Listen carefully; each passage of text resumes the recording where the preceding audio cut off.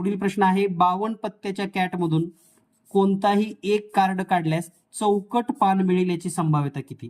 आता 52 पत्ते जे असतात त्यामध्ये चौकटचे 13 पत्ते असतात, बदामचे 13 असतात, इस्पिकचे 13 आणि किलवरचे 13. म्हणून या ठिकाणी 13 × 13 13 चोक 52 म्हणजे उत्तर आलं 1/4. हे योग्य उत्तर आहे. यानंतर पुढील प्रश्न, खालीलपैकी संभाव्यता असलेला पर्याय निवडा. बघा आता संभाव्यता म्हणजे काय, तर संभाव्यता ही 1 पेक्षा लहान असते, हे नेहमी लक्षात ठेवा. संभाव्यता ही 1 पेक्षा लहान. आता 1 पेक्षा लहान इथे एकच पर्याय आहे, तो म्हणजे 0.75. म्हणून आपलं उत्तर आहे पर्याय क्रमांक 1. अतिशय सोपा, सेकंदामध्ये उत्तर देता येतं, परंतु हे माहिती असणं खूप गरजेचं आहे.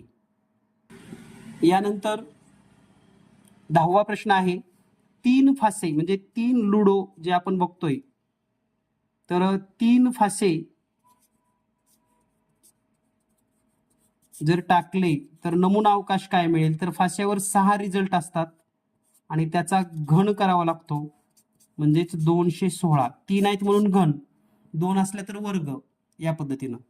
आणि म्हणून 216 नमुना अवकाश मिळतील. n(s) ची संख्या असेल 216. या पद्धतीनं. आणि ह्यासारखेच प्रश्न टेट परीक्षा 2025 मध्ये असतील.